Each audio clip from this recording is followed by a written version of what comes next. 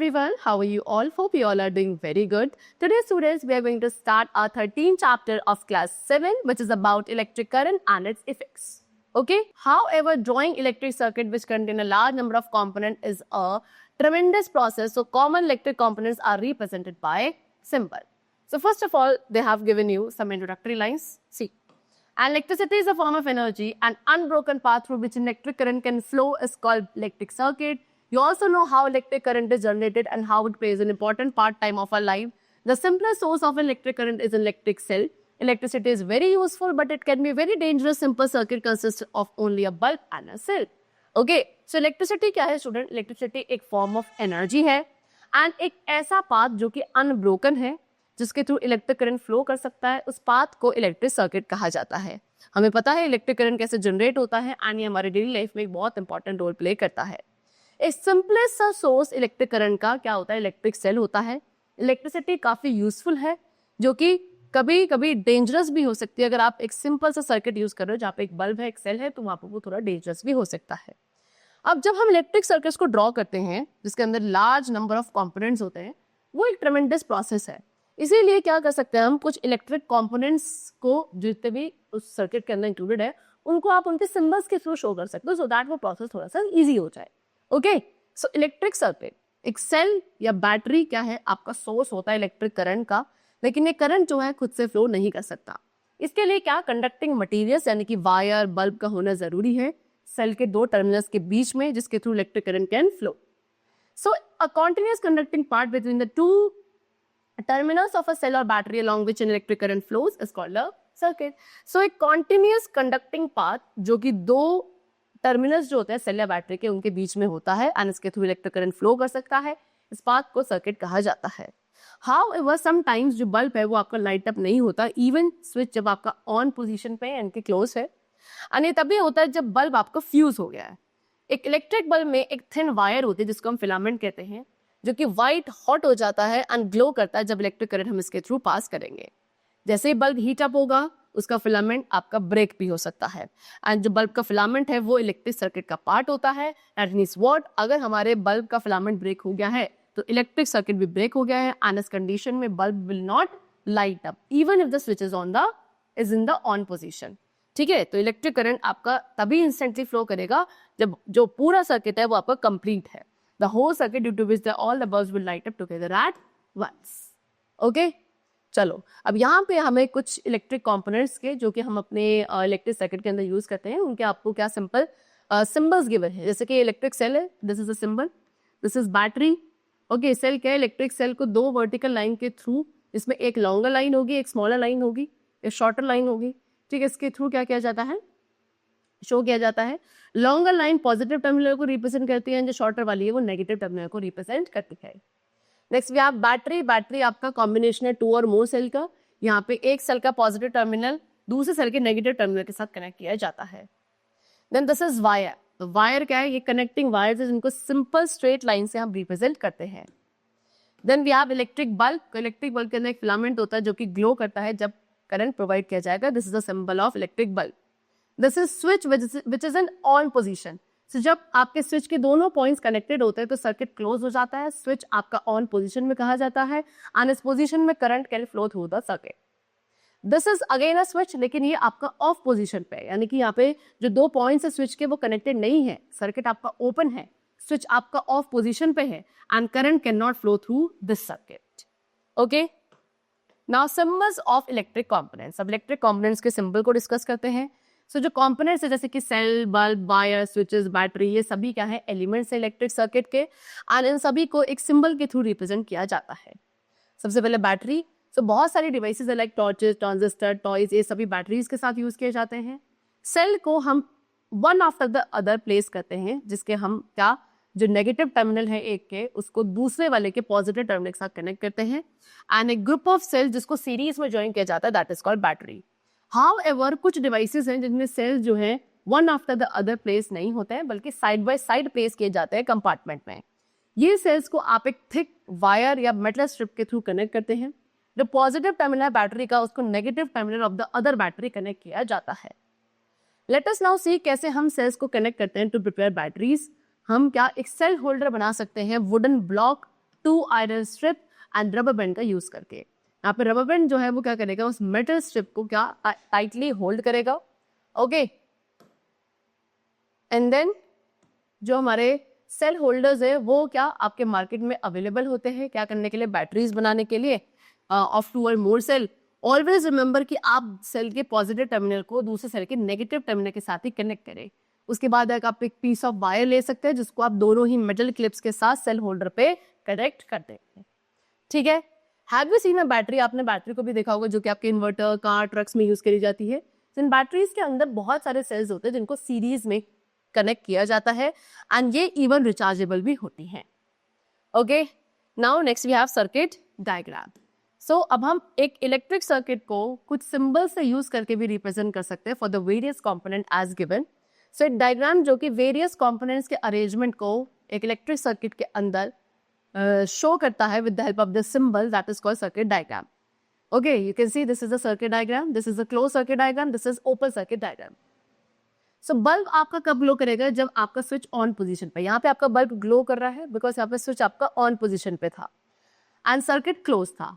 Current क्या होगा, circuit के थ्रू फ्लो करेगा इंस्टेंटली एंड अगर स्विच आपका ऑफ पोजीशन पे लाइक देयर, यहाँ पे बल्ब आपका ग्लो नहीं करेगा बिकॉज सर्किट यहाँ पे इनकम्प्लीट है, करंट फ्लो नहीं कर पा रहा है through any part of the circuit and एक थिन वायर जो आपके बल्ब के अंदर प्रेजेंट है एज अ फिलामेंट, वो ग्लो करने लगती है जैसे करंट उसके थ्रू पास होता है।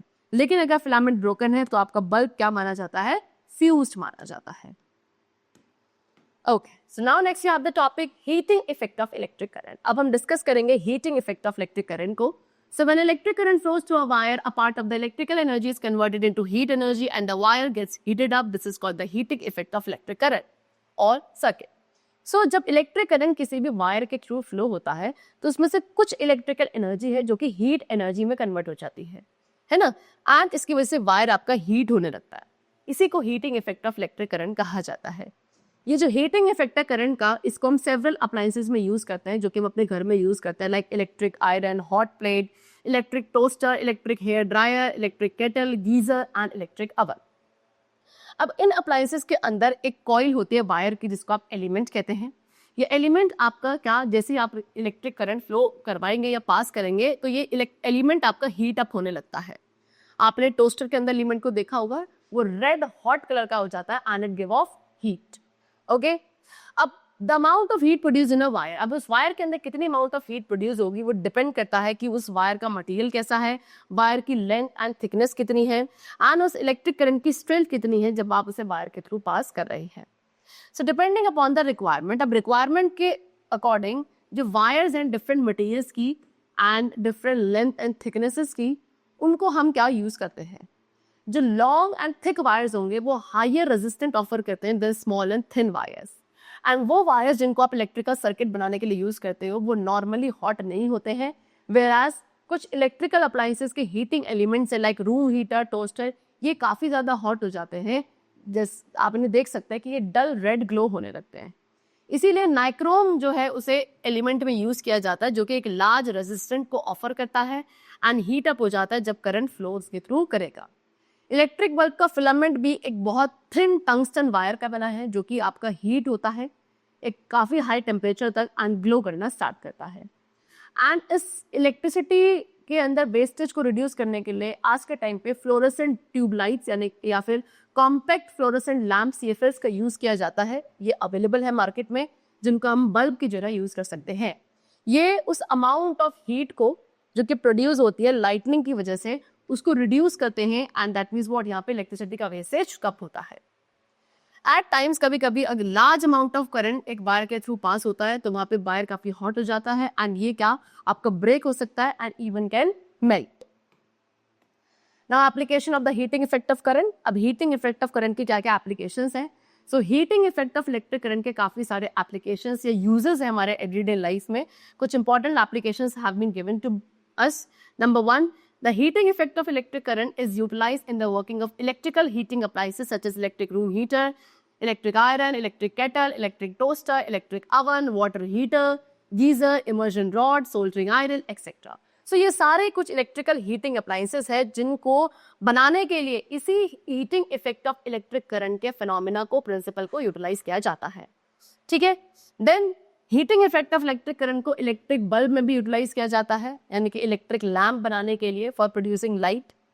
Heating effect of electric current को safety device that is electric fuse बनाने के लिए भी यूज किया जाता है, सो दैट हम अपने हाउस होल्ड वायरिंग को एंड इलेक्ट्रिकल अप्लायंसेस को प्रोटेक्ट कर सके from accidental large flow of current. Now next topic which we have is fuse.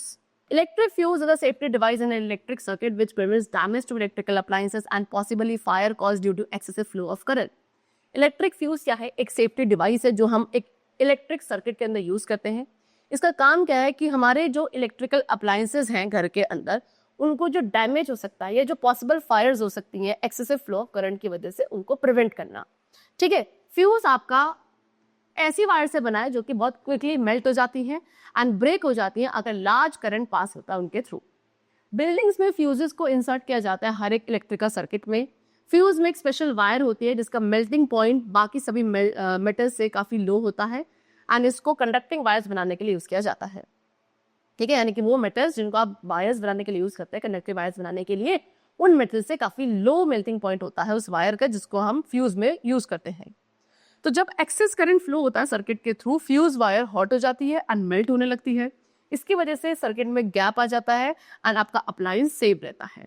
Different types के फ्यूजेस हैं जो कि हम डिफरेंट पर्पसेस के लिए यूज करते हैं एंड एक कॉमन सा सिंबल जो फ्यूज के लिए होता है that is this. Okay. See they have shown you. ये फ्यूज है जो कि बिल्डिंग में यूज करते हैं. ये कार्ट्रिज टाइप फ्यूज है. ये फ्यूज जो कि इलेक्ट्रिकल अप्लायंस में यूज किया जाता है. This is MCB. अब excessive electric current can be produce. अब एक्सेसिव इलेक्ट्रिक करंट कब प्रोड्यूस होता है? अगर एक इम्प्रॉपर इंसुलेशन है वायर्स की जिसकी वजह से डायरेक्ट टचिंग होने लगती है वायर की. ओके. काफी सारी अगर डिवाइसेस हैं जिसको आप एक सिंगल सॉकेट में कनेक्ट कर देंगे, इससे ओवरलोड हो सकता है सर्किट में. Short circuit and overload of current can also cause fire. अब उसके बाद आज के टाइम पे nowadays we use miniature circuit breakers यानी कि एमसीबीज को यूज किया जा रहा है इन प्लेस ऑफ फ्यूज. ठीक है. ये स्विच जैसे होते हैं जो कि ऑटोमेटिकली टर्न ऑफ हो जाते हैं जब ओवरलोड या शॉर्ट सर्किट होता है. ओके. इसके बाद आप इन्हें अपने मैनुअली क्या कर सकते हैं, रीसेट कर सकते हैं सो दैट नॉर्मल सर्किट को रिस्टोर किया जा सके. जबकि अगर फ्यूज होता तो फ्यूज अगर एक बार यूज हो गया है तो उसको रिप्लेस करना पड़ता है. ठीक है, by the new one. Now next we have magnetic effect of current. Okay, so increase in the number of coil increases the magnitude of magnetic field. The compass needle is actually a tiny magnet.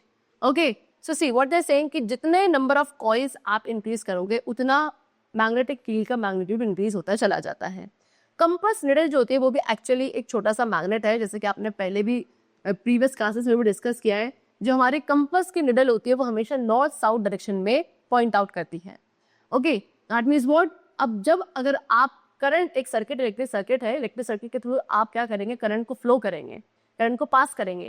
तो जैसे ही current उस wire के through flow होगा वो एक magnet की तरह behave करने लगेगा एंड उस इलेक्ट्रिक सर्किट के अंदर अगर आपने कंपास निडल को भी कनेक्ट किया है तो वो जो कंपास निडल है वो डिफ्लेक्ट होना शुरू करेगी and this is what is known as magnetic effect of electric current. So hence Christian Oersted, ये एक डैनिश फिजिस्ट थे. ईयर 1820 में ये पहले ऐसे पर्सन थे जिन्होंने इस कंपास के निडल में डिफ्लेक्शन को ऑब्जर्व किया था जब करंट को वायर के थ्रू पास किया गया. इसको magnetic effect of electric current कहा जाता है. इनफैक्ट इलेक्ट्रिक करंट को आप मैग्नेट्स प्रोड्यूस करने के लिए भी यूज कर सकते हैं. एक कंपास निडल जो है वो आपकी दूसरे मैग्नेटिक फील्ड के थ्रू डिफ्लेक्ट होने लगती है एंड क्योंकि एक करंट कैरिंग वायर जो है वो एक कंपास निडल को क्या कर सकता है, डिफ्लेक्ट कर सकता है. सो ये कंक्लूड किया गया कि इलेक्ट्रिक करंट जो वायर के थ्रू फ्लो करेगा वो अपने अराउंड एक मैग्नेटिक फील्ड प्रोड्यूस करता है एंड ये मैग्नेटिक फील्ड जो प्रोड्यूस हो रहा है वो उसी करंट कैरिंग वायर के थ्रू प्रोड्यूस हो रहा है जो कि एक फोर्स को एक्सर्ट करता है उस कंपास निडल पे एंड वो कंपास निडल क्या करने लगती है, डिफ्लेक्ट करने लगती है. Next we have electromagnet. तो strength of the magnetic field, किसी भी एक मैग्नेटिक फील्ड की स्ट्रेंथ को एनहांस किया जा सकता है एक बैटरी का यूज करके instead of a cell. Electromagnets आपके तभी वर्क करते हैं जब करंट उनके थ्रू फ्लो करेगा. अब इलेक्ट्रोमैग्नेट की स्ट्रेंथ डिपेंड करती है कि कितना अमाउंट ऑफ इलेक्ट्रिक करंट उसके थ्रू पास हो रहा है एंड कितने नंबर ऑफ टर्न्स हैं उस कॉइल के अंदर. Next is advantages of electromagnets over permanent magnets. अब इलेक्ट्रोमैग्नेट्स के क्या क्या एडवांटेजेस हैं over permanent magnets, let's discuss them. So electromagnet एक टेम्पररी मैग्नेट है बिकॉज इसका मैग्नेटिज्म तब तक ही रहेगा जब तक इसके थ्रू क्या करंट फ्लो होगा कॉइल में अगर करंट फ्लो होना स्टॉप हो जाए तो मैग्नेटिज्म लूज हो जाएगा, इसीलिए ये टेम्पररी मैग्नेट है। एक्चुअली इलेक्ट्रोमैग्नेट ज्यादा बेटर है then a permanent magnet in many respect. ठीक है, तो कुछ एडवांटेजेस इन इलेक्ट्रोमैग्नेट्स के over the permanent magnets which are been given to us. Number 1 कि इलेक्ट्रोमैग्नेट के मैग्नेटिज्म को हम अपनी डिजायर के अकॉर्डिंग स्विच ऑन या स्विच ऑफ कर सकते हैं, जबकि ये एक परमानेंट मैग्नेट के साथ पॉसिबल नहीं है। द इलेक्ट्रोमैग्नेट काफी स्ट्रॉन्ग बनाया जा सकता है। कैसे? आप उस कॉइल के अंदर नंबर ऑफ टर्न्स को इंक्रीज कर सकते हैं, जो करंट कॉइल के थ्रू पास कर हो रहा है उसको आप इंक्रीज कर सकते हैं, या वहीं पे अगर बात करें जाए परमानेंट मैग्नेट्स की तो उनको इतना स्ट्रॉन्ग नहीं बनाया जा सकता।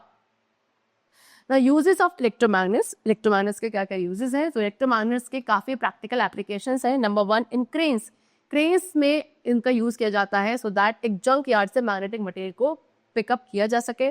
हॉस्पिटल्स में डॉक्टर इलेक्ट्रोमैग्नेट्स का यूज करते हैं कुछ small pieces of magnetic material को रिमूव करने के लिए फ्रॉम द आई, जो कि एक्सीडेंटली हो सकता है उनके अंदर चला गया हो। नेक्स्ट, आप इन्हें वेरियस इलेक्ट्रिकल अप्लायंसेस में यूज करते हैं, like loud speaker, electric motor, electric fan, electric bell.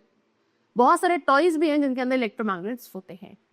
Now we have the topic electric bell. So electric bell भी हमारे magnetic effect of electric field phenomena पे ही बेस्ड है।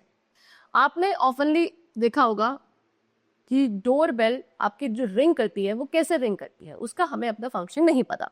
सो एक इलेक्ट्रिक बेल में एक इलेक्ट्रोमैग्नेट होता है जो कि आयरन स्ट्रिप को पुल करता है, जिसकी वजह से हैमर उस गोंग पे हिट करता है to ring the bell. So electric bell के अंदर 2 सॉफ्ट आयरन रॉड होती हैं जो कि एक नॉन मेटालिक स्ट्रिप के ऊपर माउंटेड होती है। कैसी? This is the structure of electric bell. ठीक है, अब जो कनेक्टिंग वायर है उसको हम रॉड के ऊपर एक कॉइल की तरह क्या करते हैं, बुन करते हैं। कॉइल एक इलेक्ट्रोमैग्नेट की तरह एक्ट करती है एंड जो आयरन स्ट्रिप है उसको हैमर के साथ एक एंड पे कनेक्ट किया जाता है। ठीक है, फिर जो दूसरा एंड है वायर का उसको आप एक कॉन्टैक्ट स्क्रू के साथ कनेक्ट करते हैं थ्रू अ स्विच।